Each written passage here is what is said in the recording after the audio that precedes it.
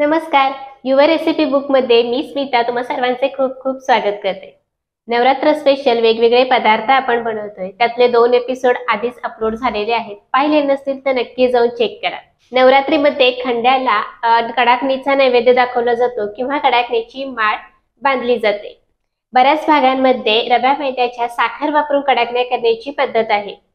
आमच्याकडे कोल्हापुरात मात्र महालक्ष्मीसाठी खास पुरण भरलेल्या कडाकण्या केल्या जातात. आज तीच रेसिपी मी तुमच्यासोबत शेअर करणार आहे. याला पुरणाची कडाकणी किंवा भरलेली कडाकणी असं सुद्धा म्हणतात. तर ही पुरणाची कडाकणी बनवत असताना याच्यामध्ये आपल्याला सुरुवातीला पुरण करावं लागेल, जे अगदी झटकेपट तयार होतं आणि मग ते कणकेमध्ये भरून त्याची कडाकणी लाटली जाते. तर सर्वात आधी पुरण करण्यासाठी काय साहित्य घेतले ते पाहू. पुरण करण्यासाठी लागेल आपल्याला अर्धा कप बारीक चिरलेला गूळ.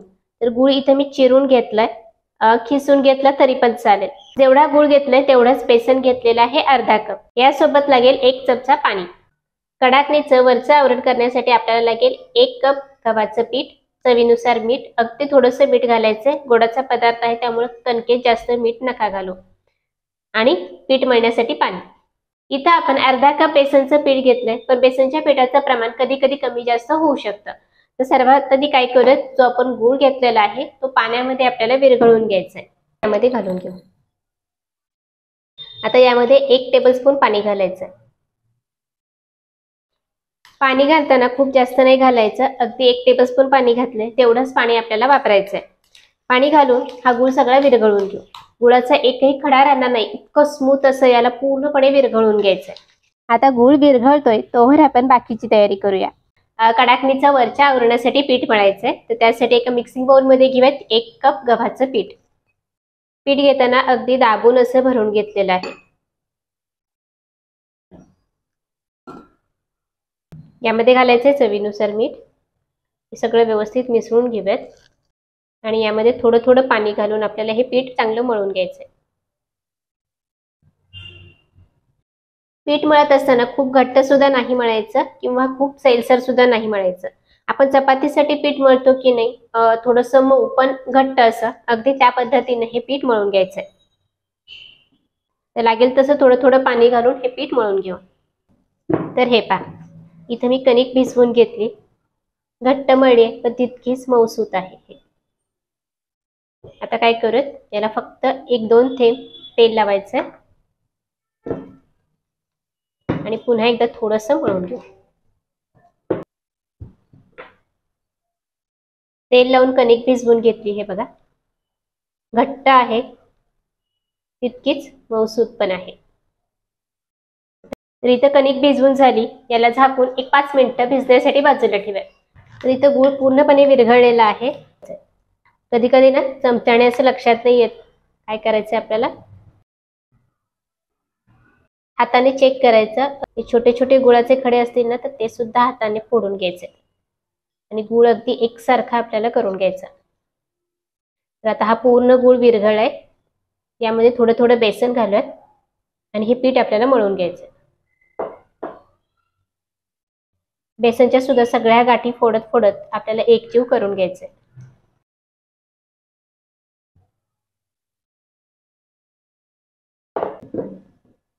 तर हे पहा, असं घट्ट पीठ मी मळून घेतलेलं आहे.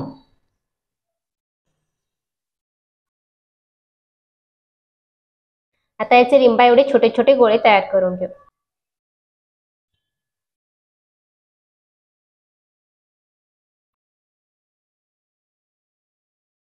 साधारण आपण अर्धी वाटी गूळ घेतला होता ना, त्याच्यामध्ये जवळपास मला पाऊण कप बेसनचं पीठ बसलेलं आहे. आता गुळाला किती पाणी सुटले यानुसार बेसन पिठाचं प्रमाण कमी जास्त होऊ शकतं. गुळाचं पाणी जितकं असेल ना त्याच्यामध्ये जेवढं बसेल तेवढं बेसनचं पीठ घालायचंय आणि या पद्धतीने असं याचा घट्टसर गोळा तयार करून घ्यायचा. संपूर्ण गोळे तयार करून घेतले. हे पहा, इकडे पहा, आपली कणिक सुद्धा चांगली भिजलेली आहे. हे बघ, अगदी मऊसूत झाली. आता काय करूयात, याचे सुद्धा अगदी त्याच पद्धतीने गोळे तयार करून घ्यायचे. याचा सुद्धा छोटासा गोळा तयार करून घेऊ. तर हे पहा, जेवढा आपण पुरणाचा गोळा घेतला असेल ना त्यापेक्षा कणकेचा गोळा छोटा घ्यायचा. तर याच पद्धतीने कणकेचे सुद्धा छोटे गोळे तयार करून घेऊ.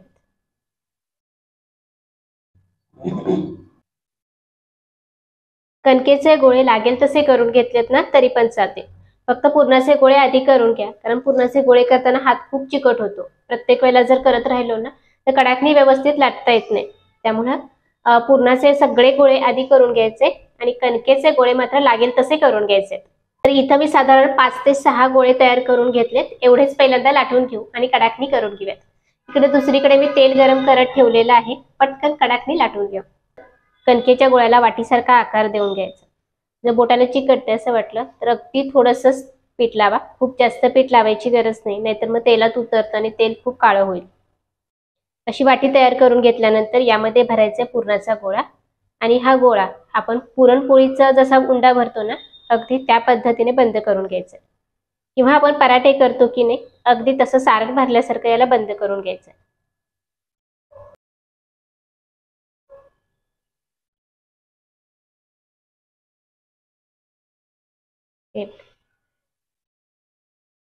गोळा बंद करून झाला की याला असं मधून दाबून घ्यायचं, म्हणजे पुरण अगदी काठापर्यंत व्यवस्थित पसरलं जातं. याच पद्धतीने मी तुम्हाला आणखीन एक गोळा भरून दाखवते. हे पहा, कणकेचा गोळा असा घ्यायचा आणि त्याची छोटीशी वाटी तयार करून घ्यायची. आता कडाकणी माझ्या थोड्या मोठ्या मोठ्या आहेत, त्यामुळे मी मोठे गोळे तयार करून घेतले. तुम्हाला जर कडाकणी लहान करायची असेल तर हे दोन्ही गोळे छोट्या छोट्या आकारामध्ये धरले तरी पण चालतात. यामध्ये पुरणाचा गोळा भरायचा आहे आणि याला सगळ्या दिशेने कणिक वर सरकवत बंद करून घ्यायचं आहे.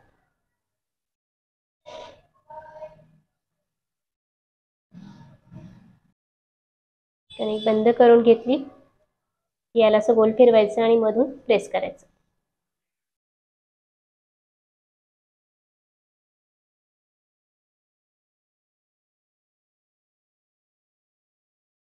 कसं वर सरकवायचं. म्हणजे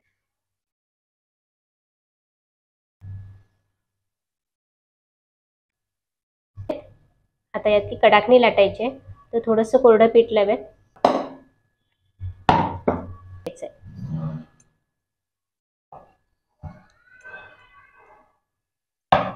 ही कडाकणी लाटताना ना थोडी पातळ लाटायची, खूप जाड नाही लाटायची. त्यानंतर अगदी हलक्या हाताने उलट पलट करत ही कडाकणी आपल्याला लाटून घ्यायची.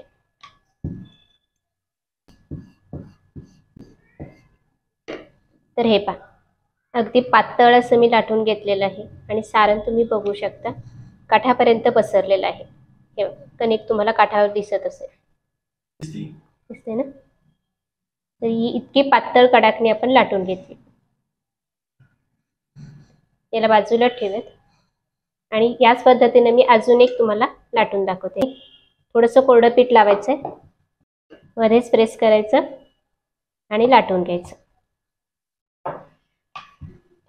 थोडी लाटून झालं की दुसऱ्या बाजूने लाटायची.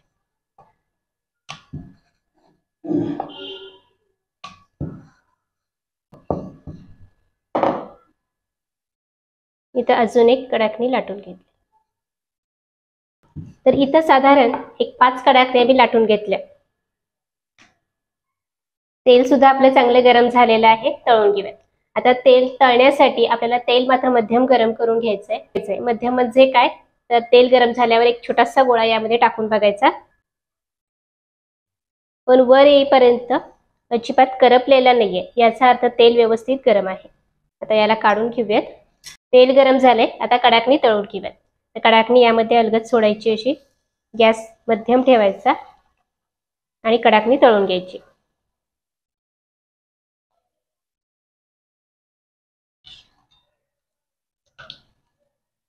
दुसऱ्या बाजूने सुद्धा तळून घेऊ.